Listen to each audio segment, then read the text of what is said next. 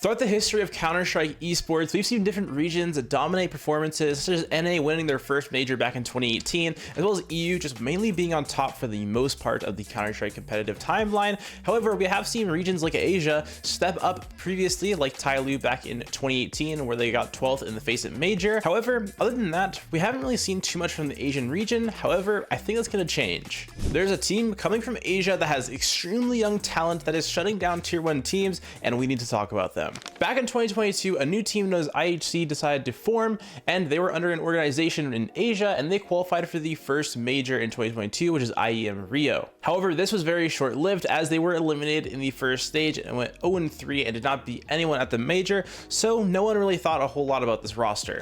However, in 2022, that wasn't really their only performance or event that they were able to make as an S-tier team. They didn't make IEM Katowice and got in top 9 to 12th, which isn't too bad for an Asia team, and honestly, it's the best placement that Asia has had in quite some time. But aside from that, this roster that IHC had wasn't too bad. They were making top tier tournaments, but they weren't really performing too well. So once the organization left IHC, this roster turned into the Mongolz. The Mongolz is the new name and the face of this team. They're an organizationless Asian roster, and this is kind of where a lot of things start to change. In 2023, we head into IEM Rio, and they pull a top 9 to 12th, which again isn't too bad for an Asian team, and is definitely bringing some attention to them as you're seeing them in more tournaments as time goes on. And just shortly after IEM Rio 2023, they made the Paris Major, and this was a big surprise to a lot of people. Most people were kind of thinking that Tyloo may qualify or some other Asian teams like Linvision at the time, their old core roster, but no, it was actually the Mongolz. The Paris Major had a bunch of importance to it as it was the last major of CSGO,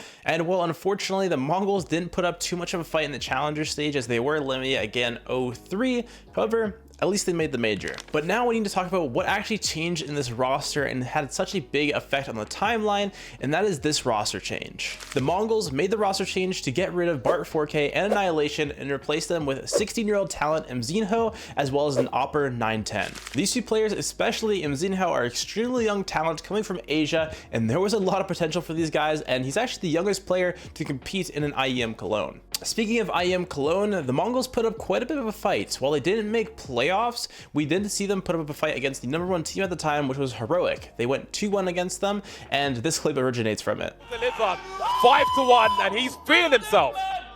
Yeah, Techno.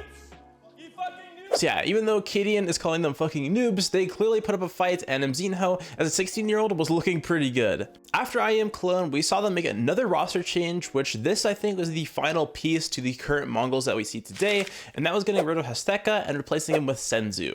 Senzu is another extremely young player. He's only 17 years old, and he's a great rifler. Continuing into that late era of 2023 and kind of early going into 2024, we saw the Mongolz continue to dominate tournaments in Asia, getting first place in qualifiers and just generally doing good and staying at top of their region. But now we get to the good stuff. We're heading into 2024, where the Copenhagen Major is coming up. The first ever CS2 Major. This has a lot of pressure on them, and if they can do well in this major, they can get some extra qualification spots for Asia for the Shanghai Major. And well, that's exactly what they did. They qualified for the Copenhagen Major and made it to the Legend stage. The Mongolz getting to the Legend stage was such an important piece to all of this because this gives them extra spots for the next major, so we will be seeing more Asia teams in the Shanghai Major this December. So even though they were eliminated, didn't make the playoffs of Copenhagen Major, this was seen as a big win for the Asian region as an overall, because we will be seeing more talent and more players in general coming from Asia, and we might see some more playoff runs and even some surprises in the next few tournaments.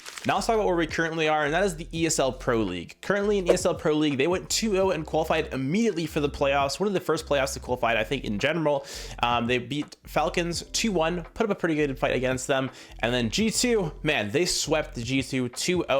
It wasn't even really a fight. The Mongolz put up some fantastic CS. They played very well as a team, and well, they made the playoffs. Now where we currently are, which is the EPL playoffs, and we saw them get eliminated by Virtus Pro at an insanely high intense game. The game was 11-4, and they end up losing the comeback and losing at 13-11.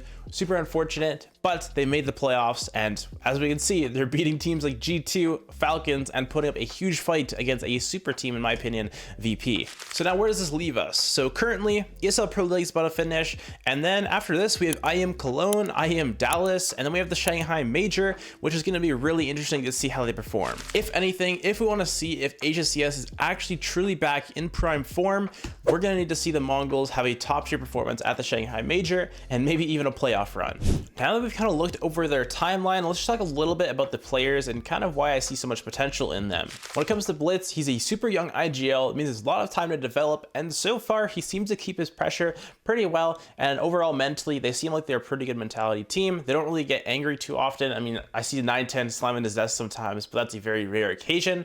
Overall, they're pretty cool and calm and collected. Then you have Nzinhao, the youngest player on this team. He's 16, turning 17. Now this player, he's definitely shaky in terms of performance. He's not always dropping, top fragging every single game, and there is quite an often chance that he will bottom frag or not play the best. However, when this guy is in form, he's playing super well, and he can do it against any team, which is kind of scary.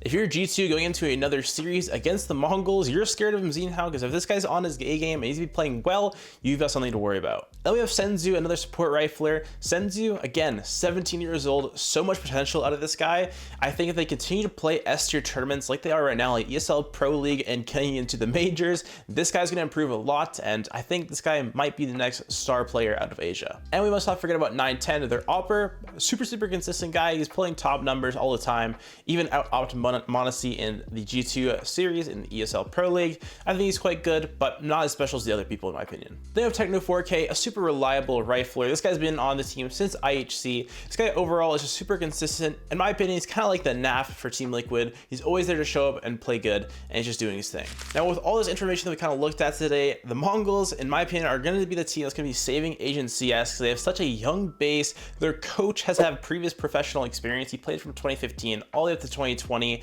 and he's been doing well. He keeps the team good mentally. He's always having a good time. You see this guy smiling on the sidelines and just getting the team with good vibes. I think that's super important, especially in a younger team. But what's most important about the Mongolz overall is their trajectory of improvement. We've seen over the last 2 years how big of an improvement this roster has made, and that the core is going to continue to improve. Every single S-tier event that they play, like EPL or even the majors, they are seeing improvement, and they're no longer a team that teams can just kind of push to the side. So overall, I think it's safe to say that the Mongolz will be the team that's going to bring Asia back to that top spot in terms of competition, and I think their real chance to prove themselves is going to be at the Shanghai Major, so we'll just have to wait for December and see. Make sure to go in the description down below and join my Discord. I posted a few little demo reviews of Nzinhao and Senzu, so you guys can go check those out and let me know what you guys think, and make sure to join the Discord community because I'm posting a bunch of good resources in there, especially if you want to improve as a Counter-Strike 2 player. Anyways, I'll see you guys in the next one, guys.